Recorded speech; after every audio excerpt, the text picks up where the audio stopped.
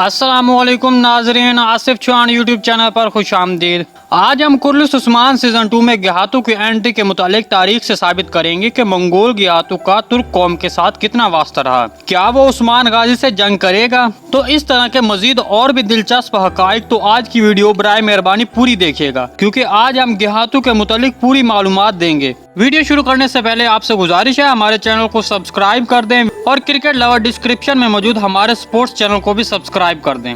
नाज़रीन, आपको बता दें कि आज की मालूमात हमने विकिपीडिया, इंसाइक्लोपीडिया और दूसरी मुख्तलिफ तुर्किश वेबसाइट से हासिल की है। अगर किसी को इसमें जरा बराबर भी शक हो तो कमेंट सेक्शन में कमेंट करके इसका सबूत ले सकता है। तो चलें शुरू करते हैं। व्यूअर्स, गियातू खान सिर्फ 11 महीनों के लिए एनातोलिया आएगा और एनातोलिया वो शहर है जहाँ सल्जोक की हुकूमत कायम होगी और यहाँ सल्जोक की वजीर उमर अब्दुल अजीज उस्मान गाजी के साथ मिलकर गियातू खान के खिलाफ मंसूबे बनाएगा। नाज़रीन, तारीख में बस इतना ही जिक्र मिलता है कि वो थोड़े अरसे के लिए एनातोलिया आया था और वहाँ उसने तुर्किश जबान सीखी।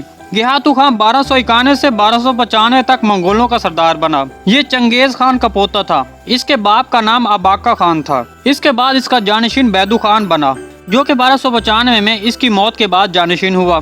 नाज़रीन, तारीख में तो उस्मान गाजी के साथ गियातू का बजाते खुद कोई वास्ता नहीं पड़ा। गियातू सिर्फ एनातोलिया और फिर एनातोलिया से कोनिया जाएगा। गियातू अपने साथ 20,000 का लश्कर लेकर आएगा। एनातोलिया में कुछ दिन क्याम करने के बाद 1291 को 20,000 सिपाहियों के साथ कोनिया का मुहासरा किया।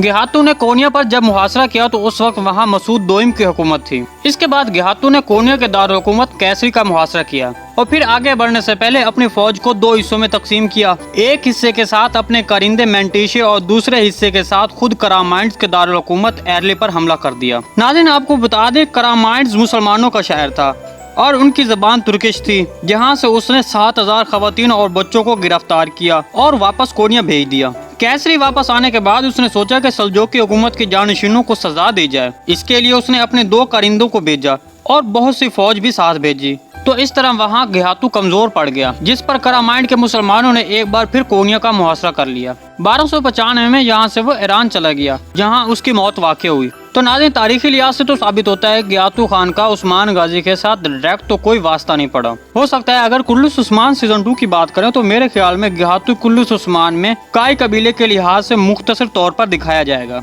हो सकता है उसके करिंदे काई कबीले आए।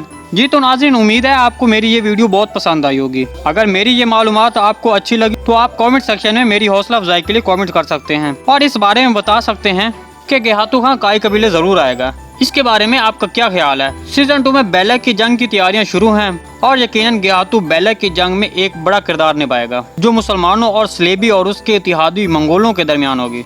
नाज़रीन, आज की वीडियो बस यहीं तक थी। उम्मीद आपको पसंद आई होगी। तो जल्दी से मेरे चैनल को सब्सक्राइब और वीडियो को लाइक करना मत भूलिएगा। मिलते हैं किसी नए वीडियो के साथ, तब तक के लिए अल्लाह हाफिज़।